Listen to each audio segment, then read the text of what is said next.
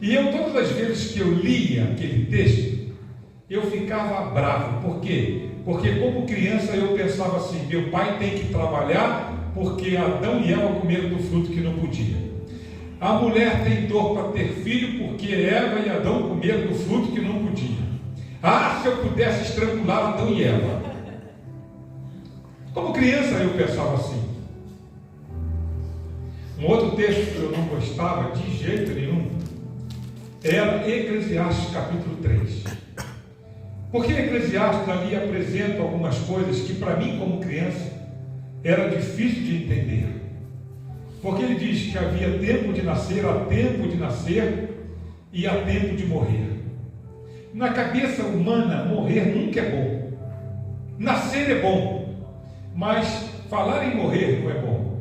Mas Eclesiastes continuava: há tempo de construir e há tempo de derrubar. Há tempo de plantar, há tempo de arrancar. Um outro texto que me incomodava: há tempo de paz e há tempo de guerra. Eu pensava, por que ter guerra? Isso me incomodava na Bíblia. Mas eu fui crescendo.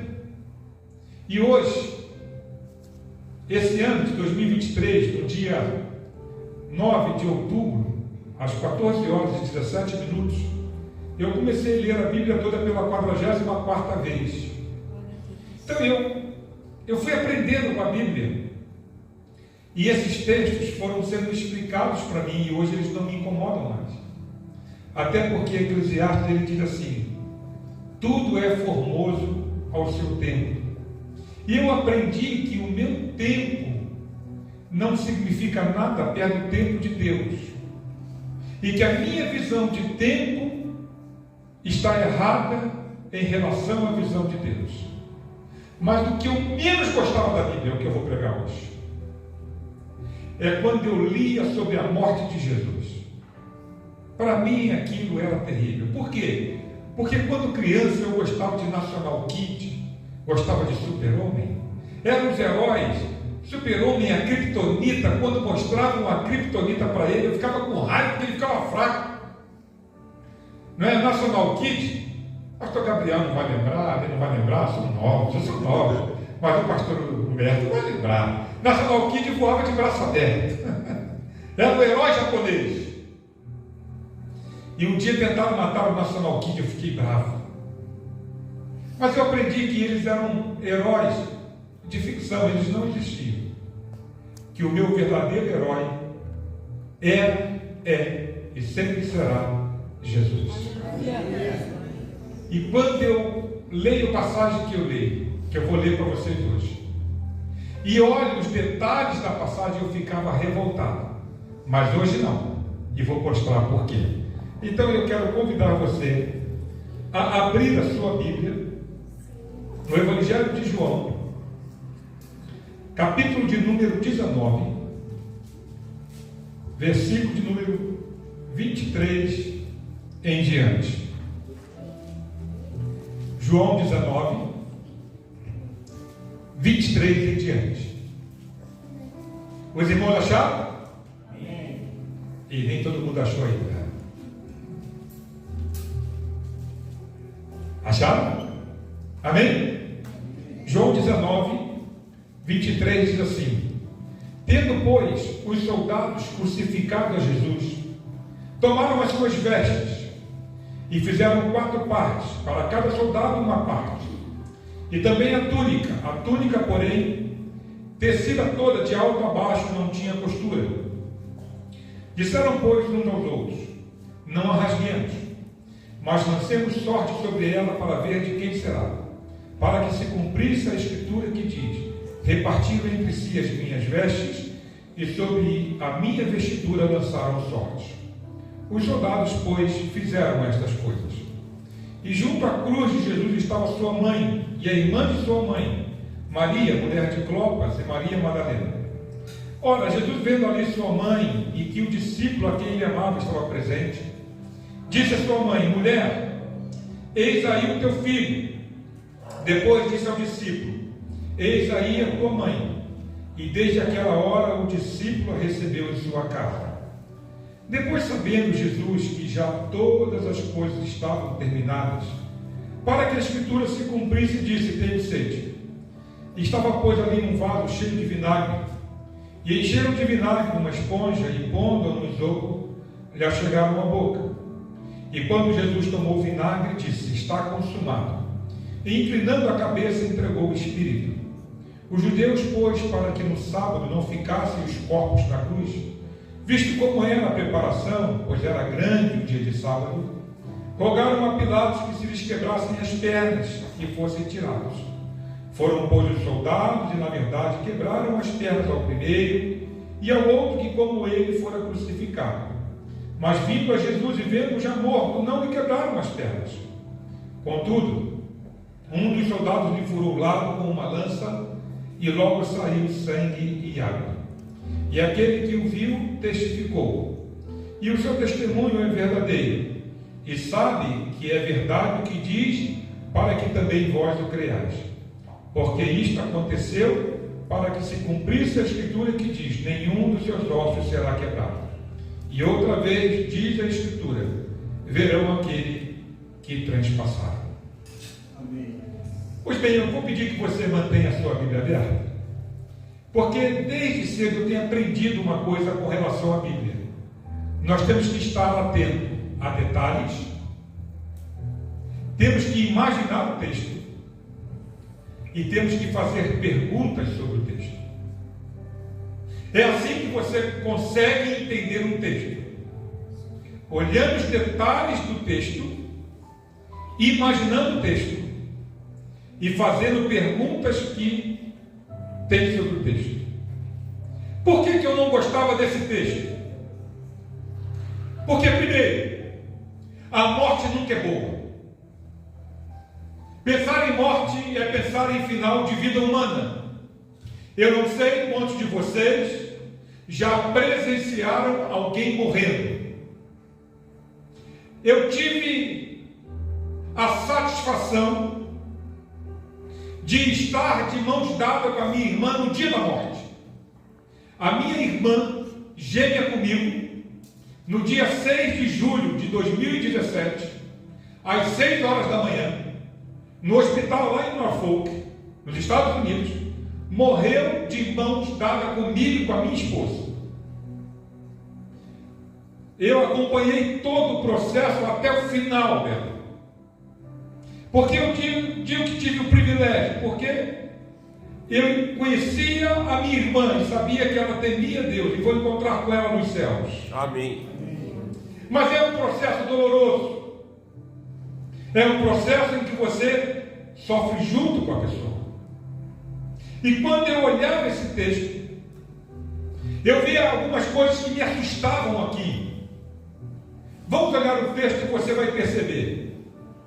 Primeira coisa que me assustava muito aqui é as pessoas ou os soldados não estarem nem aí para o acontecimento. Olha só, os soldados estão preocupados com a roupa de Jesus. Não estão preocupados com a dor que ele está sentindo. Não estão preocupados com o que ele está passando. Não estão preocupados com a mãe dele que está ali. Não estão preocupados com os discípulos. Eles estavam preocupados com a roupa de Jesus. Eles aproveitaram aquele momento para tirar de Jesus aquilo que ele tinha. Eles nem esperaram Jesus morrer. Jesus na cruz, eles estão tomando o que ele tinha. É mais ou menos assim: o teu filho está tomando o que você tem, querendo a sua herança antes de você morrer. Você, como pai e como mãe, gostaria de ter construído na sua vida e durante a sua vida as coisas forem sendo tomadas? Jesus estava ali e os soldados estão pegando a sua roupa, tirando sorte. Não te irrita, irmão e irmã, ver alguém em um momento sério de tristeza, brincando? Você se sentiria bem de ir ao funeral de um parente seu e alguém ficar brincando lá? Eu acho que ninguém de nós gostaríamos. Hoje já é comum nos velórios ter cafezinho, ter um biscoito. Mas a primeira vez que eu vi isso, eu achei que era um desrespeito ao morto, porque não era comum. Porque naquele lugar era de choro. Primeira coisa esquisita que eu vejo aqui, que me irritava, os soldados brincando com esse momento. Segunda coisa que eu vejo, que eu ficava muito triste. Jesus conversando, vendo a sua mãe. Olha o versículo 26. Ora, Jesus vendo ali sua mãe, e que o discípulo a quem ele amava estava presente, disse à sua mãe: mulher, eis aí o teu filho. Eu ficava pensando como Jesus, neste momento, entrega a mãe dele um outro filho. Aquilo me doía, porque uma das coisas que a gente percebe é que mãe não abandona, e dá a impressão de que o filho está abandonando. Terceira coisa que me matava nesse texto está no versículo de número 28, quando Jesus faz uma declaração: eu tenho sede. E no versículo 29, eles não respeitam a Jesus e dão vinagre em lugar de água. Gente, quando eu lia isso, me dava uma vontade de ir lá e bater nesses camaradas. Que falta de respeito com o meu Jesus.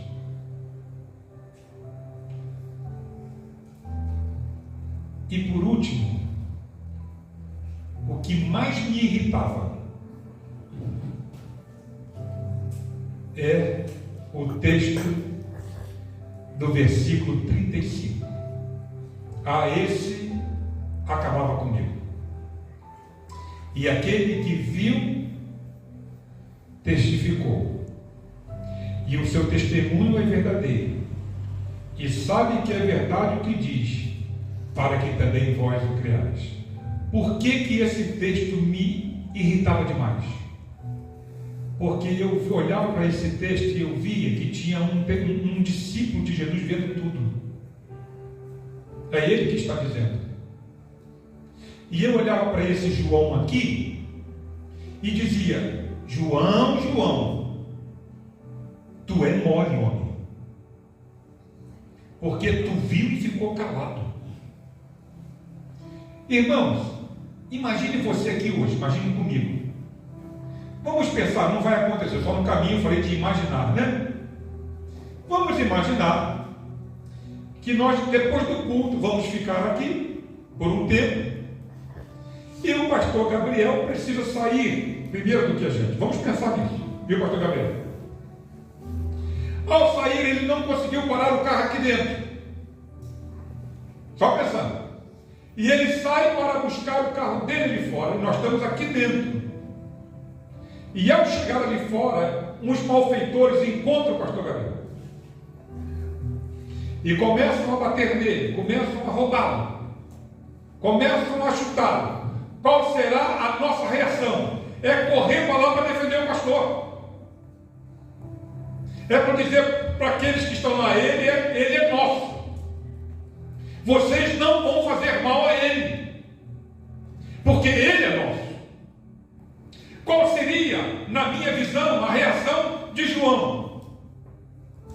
Não, vocês não vão fazer isso, porque olha o que ele está dizendo no versículo 35. Eu vi, ninguém me contou. Quando um juiz está julgando uma causa, ele vai dar mais crédito a quem fala que ouviu contar ou quem viu. Ele vai dar mais crédito a quem viu. João está dizendo: eu não estou falando para vocês o que eu vi, o que eu ouvi contar. Eu estou falando para vocês o que eu vi. Repita comigo, ele viu. Ele viu. Repita com vontade. Ele viu. Ele viu. Ele viu. Ele viu todo esse processo. E ele fala, e aquele que o viu testificou. Olha só como é que ele fala. E o seu testemunho é o quê? Verdadeiro. E aí ele volta a falar. E sabe que é verdade o que diz. Eu vi, testifiquei, o meu testemunho é verdadeiro e eu sei que é verdade aquilo que eu digo e eu estou falando para que vocês creiam. Se eu pudesse bater em João. Isso naquela época. Hoje eu amo João. E eu vou explicar por quê. Por que João não toma nenhuma reação, não tem nenhuma reação de defesa?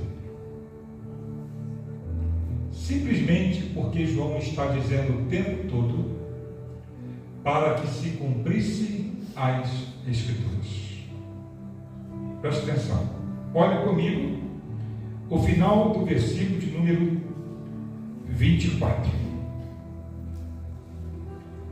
Para que se cumprisse a Escritura que diz: repartiram entre si as minhas vestes.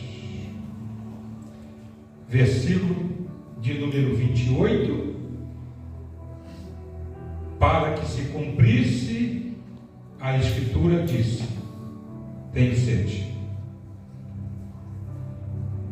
João está dizendo o seguinte: tudo o que está acontecendo eu já sabia. Deixa eu falar uma coisa para você.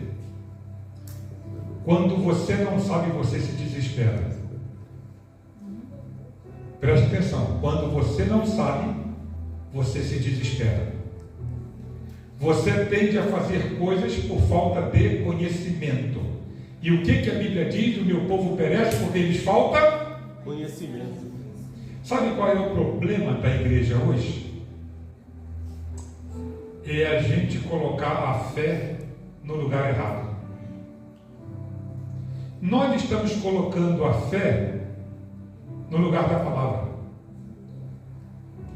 Hoje se prega mais sobre fé do que sobre palavra. E as pessoas hoje têm que ser motivadas a terem fé. E elas acham que por não terem fé, as coisas não acontecem. Talvez você já ouviu disso, falar sobre isso. Não, tenho certeza que não o pastor Gabriel, nem o pastor Roberto, com certeza. Mas hoje as pessoas vêm para a igreja para ser alimentadas na fé. Elas veem milagre e falam assim: agora minha fé aumentou. E alguns caem ainda na infelicidade de dizer assim: você não recebeu porque não teve fé. Ou seja, estão colocando a fé no lugar da palavra. Por quê? Porque a fé nunca poderá substituir a palavra. Porque a Bíblia diz que a fé vem pelo ouvir e ouvir a palavra de Deus. Quando a nossa fé ela é produto de alguma coisa, de um louvor, de um momento de oração e não da palavra, ela é uma fé momentânea. É por isso que você vai encontrar crente que um dia está bem e crente que um dia está mal.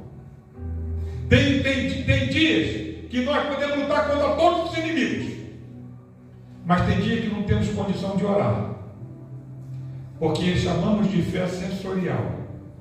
Ela tem que ter um motivo para a gente ter e acreditar. A fé, ela só vem por ouvir a palavra. Ela não tem outro meio de chegar até nós. Aí você pode pensar: bicho, espera aí, então tem que ter fé. Não foi o que eu falei. A fé é para você receber aquilo que Deus já falou que vai te dar. Porque você acreditando ou não, Deus tem poder para fazer. Por exemplo, Gênesis capítulo 1 diz: no princípio criou Deus os céus e a terra era sem forma e vazia. E o Espírito de Deus se movia sobre a face das águas. Tinha alguém aí? Não, só tinha o Espírito de Deus. Precisou de alguém para ter fé para o mundo existir? Não. E disse Deus: haja luz. E houve luz. Outro exemplo: Eliseu falou para a sunamita que ela ia ter um filho. Ela falou: não mintas para tua serva. Ela teve fé? Não. Mas a palavra de Deus se cumpre. Deus não é homem para mentir, nem filho de homem para se arrepender. Quando eu olho aqui, eu percebo que ele conhecia as Escrituras. E aí ele me faz entender que a sua ação ou reação está no conhecimento das Escrituras. E aí, porque ele conhece as Escrituras, ele testemunha o que há mais de 2000 anos fora falado. Tem muito crente desesperado com os dias que nós estamos vivendo.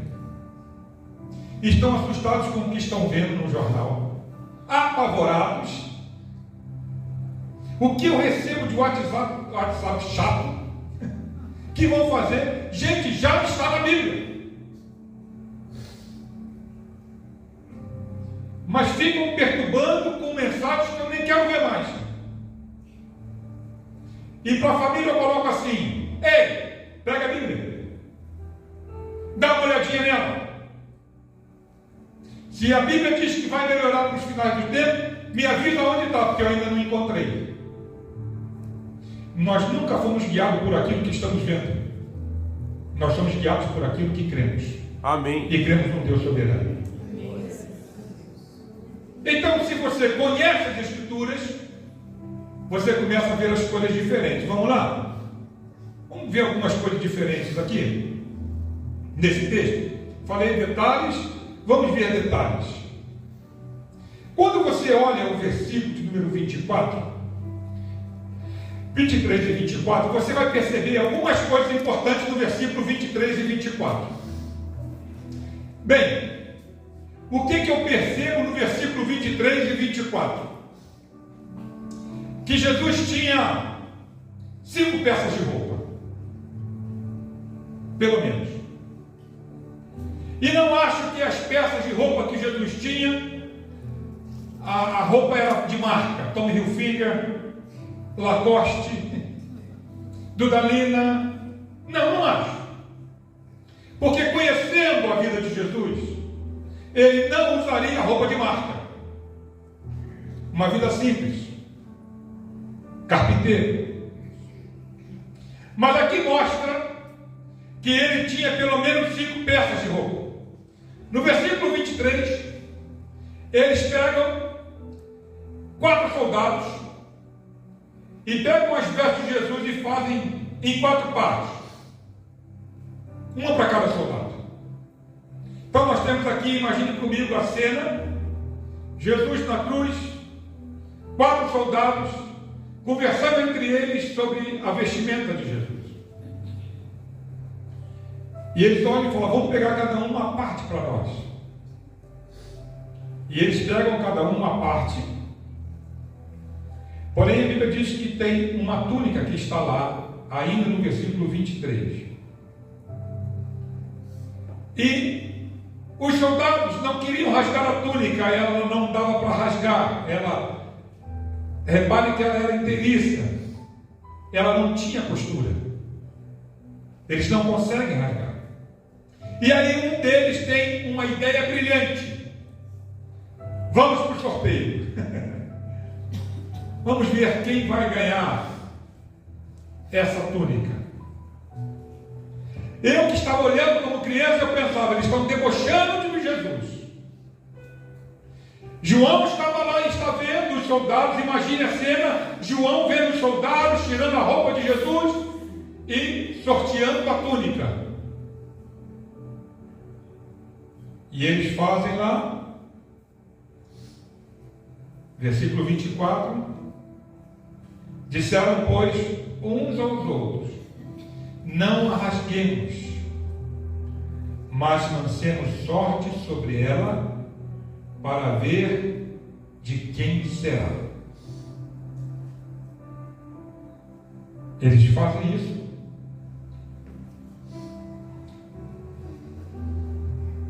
Olha a última frase do versículo 24. Diz assim: os soldados fizeram estas coisas. Vocês estão vendo aí? Pega a sua Bíblia e olha comigo para você entender o que eu quero falar para você hoje. Eles tiram a roupa, cada um fica com uma parte, preste atenção, fazem sorteio da túnica. Um tem a ideia de fazer o sorteio e diz assim: isso aconteceu para que se cumprisse a Escritura, que diz: repartiram entre si as minhas vestes e sobre a minha vestidura lançaram sorte. Olha para mim aqui, é o que está na sua Bíblia? É o que está na sua Bíblia? Não é? Quando você conhece a palavra, você começa a ver isso aqui de um outro jeito. Sabe como eu vejo isso aqui? Eu não vejo esses homens mais como inimigos de Jesus. Eu vejo esses homens como empregados de Deus. Eles não estão fazendo porque eles querem fazer. Eles não estão fazendo porque eles são maus. Eles podem ter maldade? Pode. Mas o que eles estão fazendo é para que se cumpra as Escrituras. Você está com a sua Bíblia aí? Volte comigo. Salmos 22. Vamos lá? Salmos 22, verso 18. Que diz assim, olha Salmos 22, verso 18, que diz assim: repartem entre si as minhas vestes e lançam sortes sobre a minha roupa. Está vendo como é que João conhecia as Escrituras? Ele vai lá no Antigo Testamento, ele conhece o Antigo Testamento, e agora ele está vendo se cumprir o que está em Salmos. Ele fala: olha, fizeram isso para que se cumprisse a Escritura, e está escrito na Escritura que eles iriam fazer isso.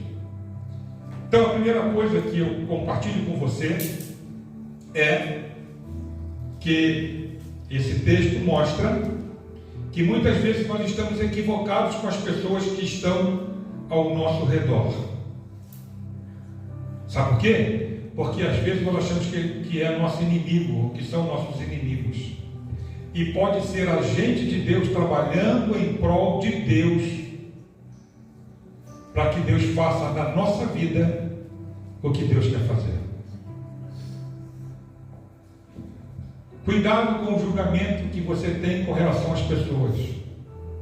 Tem gente que a gente pode achar que está prejudicando a gente, que quer acabar conosco, mas é enviado de Deus. É um empregado que nem sabe. Esses homens eram empregados de Deus e não sabiam que eram empregados de Deus, porque eles não faziam o que eles queriam. O que eles faziam é para quê? Se cumprir a Escritura. Segunda coisa, por causa da hora, quero voltar ao texto com você. João 19. Vamos ao segundo ensinamento que eu tenho aqui.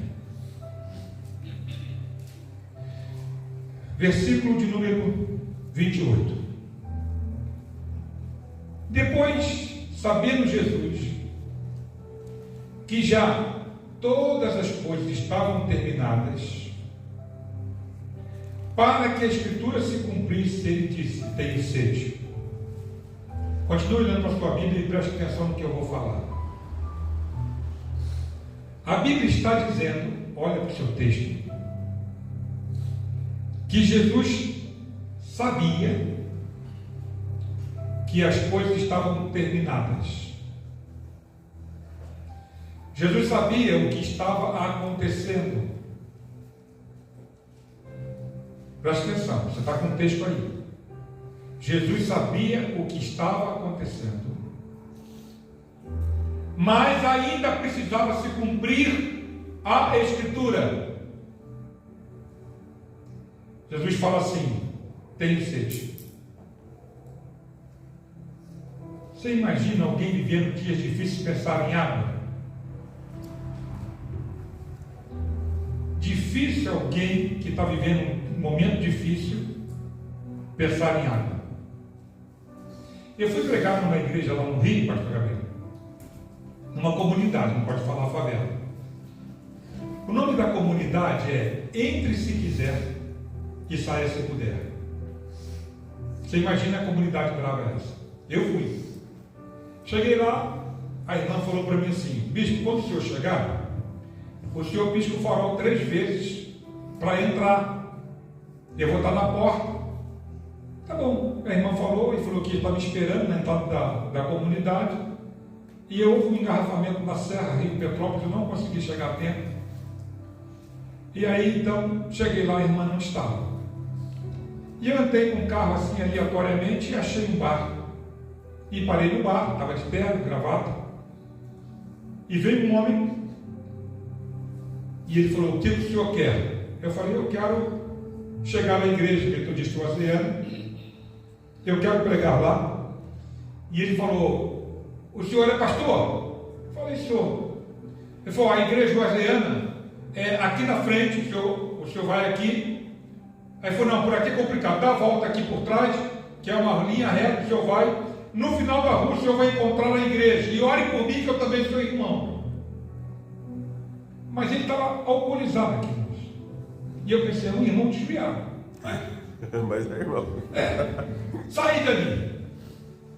Sabe quando você sai e parece que no teu coração uma voz diz: não vai?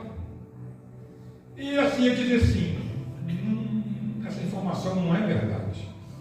E aí você começa a ter uma luta dizendo assim: não é porque eu estou com medo, porque é verdade, eu estou com medo. É uma comunidade perigosa, eu estou com medo. Ah, Jesus, é verdade ou não é? Eu vou ou não vou? Então eu indo. Passa uma moto, outra moto, e eu indo. E as casas começaram a acabar. E eu pensando comigo: onde enfiaram a igreja metodista Wesleyana? Aí eu vi uma última casa e tinha uma senhora varrendo o chão. E pela fisionomia daquela mulher eu achei que ela era crente. Já parei: Pai do Senhor, minha irmã. Ela levou um susto. Pai do Senhor, pai. E graças a Deus ela era crente. Aí eu falei: irmã, eu estou procurando a igreja metodista Wesleyana, eu sou pastor. E ela falou assim: pastor, o senhor parou no bar para pedir informação? Eu falei: parei. Ela falou: então corre daqui, porque as motos já passaram, estão esperando o senhor ali na frente. Essa rua não tem saída. Eles ali assaltam, matam, roubam tudo que a pessoa tem, foge. Olha, o meu carro, eu nem sabia que meu carro corria tanto. Se fosse Fórmula 1, ninguém me passava. Você acha que nesse momento eu vou parar num lugar para dizer que eu tenho sede? Você acha que eu ia falar assim: irmã, antes de eu fugir, me dá um copo d'água? Você faria isso? Não.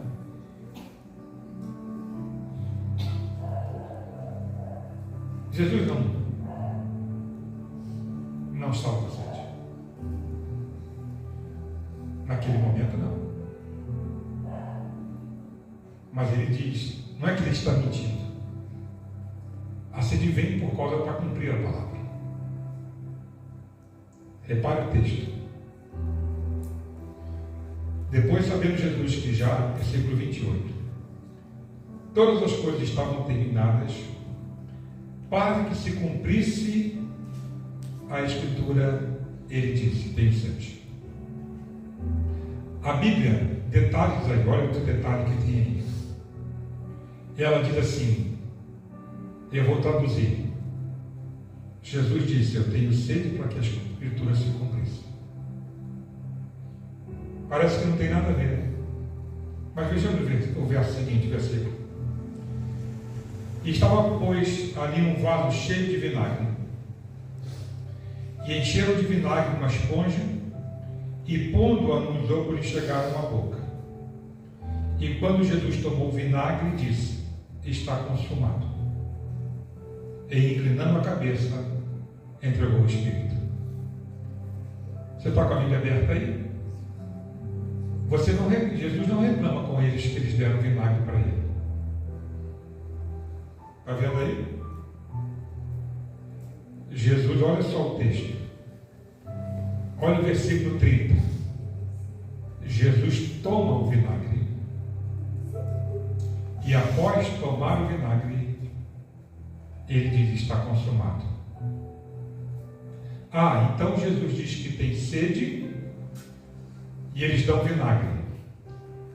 Volte comigo. E o autor aqui diz que é para se cumprir o quê? A Escritura. Então olha comigo Salmo 69, vai lá comigo. Salmo 69, verso 21. Vamos lá? Estou chegando ao fim. Salmo 69, verso 21, que diz assim: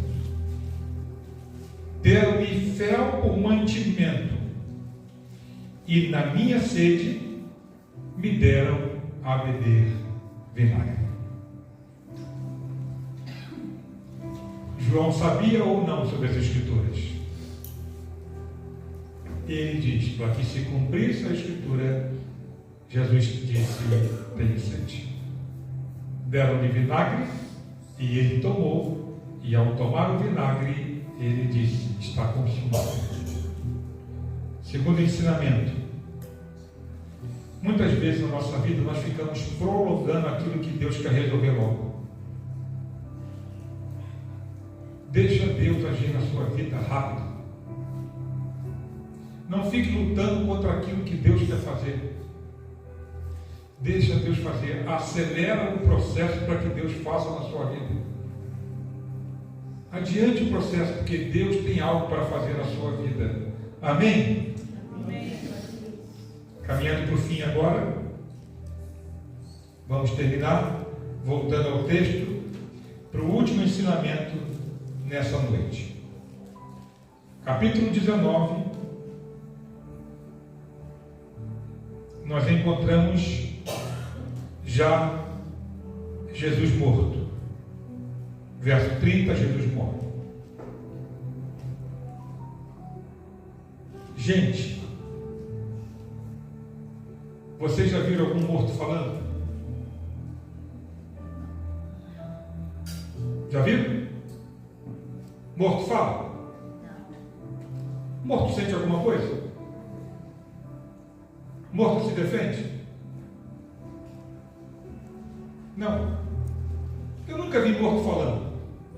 Porque se está falando, não está morto. Jesus morre. E preste atenção. Há uma reunião. Jesus está morto. Porém, há uma outra promessa sobre Jesus. Deixa marcado João 19 e vá comigo em Salmos 34, verso 20. A última promessa que eu quero ler para você sobre Jesus, uma última palavra. Salmos 34, 20.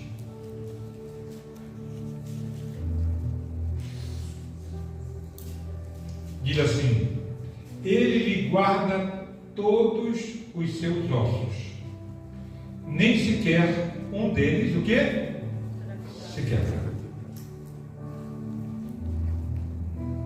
O texto está dizendo que nenhum osso dele será quebrado. Mas Jesus está morto. Vamos ao texto, terminar? Eles se reúnem no versículo de número 31. Os judeus, pois, para que no sábado não ficassem os corpos na cruz, visto como era a preparação, pois era grande o dia de sábado, rogaram a Pilatos que se lhes quebrassem as pernas e fossem tirados. Qual foi a proposta? Vamos quebrar as pernas dos que estão pendurados na cruz. Veja, havia uma palavra de Deus sobre Jesus, de que os seus ossos não seriam quebrados. Mas uma reunião na terra está dizendo: vamos quebrar as pernas. Jesus não estava vivo, ele não poderia se defender, ele não poderia falar: a minha perna não, porque o meu pai falou que nenhum dos meus ossos serão quebrados. Jesus não podia se defender, mas tinha uma palavra de Deus sobre ele. Aonde eu quero chegar? Se existe palavra de Deus sobre a sua vida, ela vai se cumprir. Amém. Talvez você nem veja. Se tem uma palavra de Deus sobre a tua família, ainda que você não veja, ela vai se cumprir. Porque a palavra de Deus não depende de você estar vivo ou não. Não depende disso. Olha o versículo 32. Os soldados vão quebrar as pernas. Nós conhecemos a história. Pense comigo. Jesus estava no meio. Uma coisa é certa: Jesus estava no meio. Então eles poderiam começar a quebrar a perna do lado direito ou do lado esquerdo de Jesus. Se eles começassem do lado direito, a ordem correta seria direito, meio, esquerdo. Se começasse aqui, a esquerda, meio e direito. Eles vão e quebram a perna do primeiro. Está no texto. Jesus não grita: ei, vocês começaram, já quebraram uma, segura que não pode quebrar a minha. Ele não grita, ele está morto. Mas lembre-se que tem uma palavra de Deus sobre ele. Você não precisa lembrar a Deus de que tem uma palavra sobre a sua vida. Deus não se esquece. Vocês estão entendendo o que eu quero dizer para vocês? Deus não se esquece. Você pode nem conseguir mais falar sobre ela. Deus não se esquece. Eles quebram o primeiro, e olha o que o texto diz: e ao outro que como ele fora crucificado. Mas vindo a Jesus, vendo já morto, não lhe quebraram as pernas. E João termina dizendo no versículo 36: porque isto aconteceu para que se cumprisse a escritura que diz: nenhum dos seus ossos será quebrado. João está dizendo: o que eu estou vendo é o cumprimento da palavra de Deus. O que João está mostrando para nós? Deus cumpre a sua palavra. A palavra de Deus vai se cumprir na nossa vida.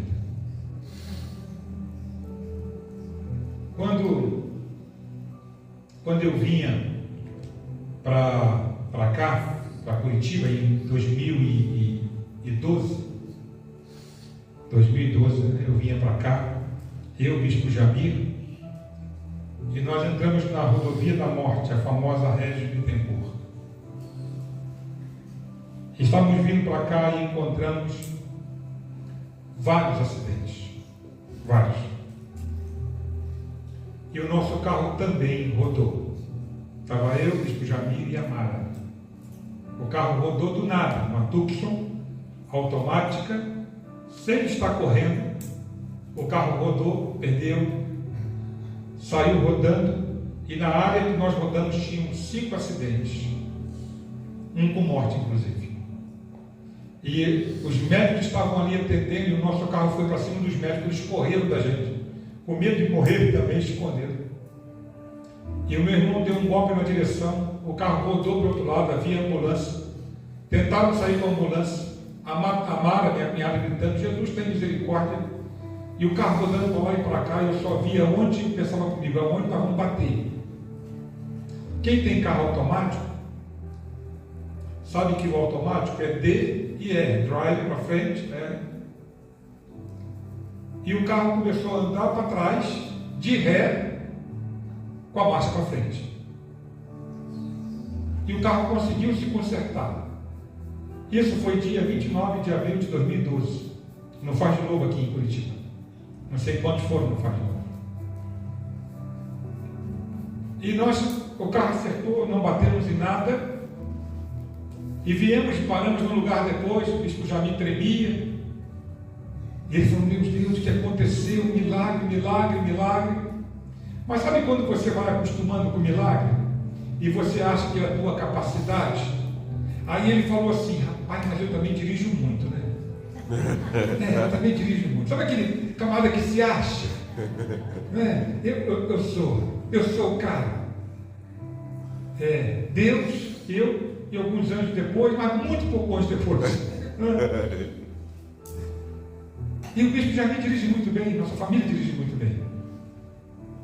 E chegamos lá no evento, lá na Vila das Torres, empresa lá e tal. Dia seguinte vem um irmão lá de Portugal que não conhecia a gente, irmão Pedro, da igreja de Azurva. Não conhecia esse homem não conhecia junto. Havia uma caravana pequena de Portugal. E chega o irmão Pedro: ora, pois.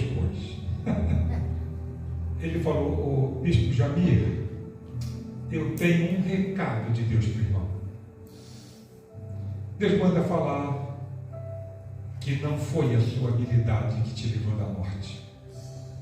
Ontem o senhor ia sofrer um grande acidente e ia morrer. Deus manda falar que não foi a sua habilidade. Foi Ele, Deus, que está cumprindo uma aliança que seu pai fez com Ele em vida. Seu pai não está aqui, mas seu pai fez uma aliança com Deus. E Deus está velando pela aliança que seu pai fez com Ele. Amém. Glória a Deus. Meu pai estava morto há 8 anos. E Deus estava velando a aliança que meu pai fez. Glória a Deus. Eu que não sou bobo, falei assim para Deus: bom Deus, eu renovo essa aliança. Não é? Conhecendo meu pai, eu sei que meu pai fez uma aliança boa. E conhecendo o Deus que eu tenho, por que eu não vou renovar? O que eu estou dizendo? O que eu estou terminando aqui? Deus vai cumprir a palavra dele. Amém, aleluia. Sabe qual é a notícia boa que eu tenho para você? Nada pode impedir de Deus cumprir a palavra dele na nossa vida. Fique em pé, eu quero orar por você. Deus vai cumprir a sua palavra. E aí, irmãos, o texto termina, você está com a Bíblia aberta aí ainda? Aproveita. Ele usa sempre a Escritura. O versículo 37 diz assim: e outra vez diz a Escritura. Não é assim que está na Bíblia? Verão aquele que trespassaram. Olha só, ele faz questão de dizer: e outra vez diz a Escritura, verão aquele que trespassaram. Então, se você gosta de texto, Zacarias capítulo 12, versículo de número 10, diz assim, Zacarias 12, 10, diz assim o texto: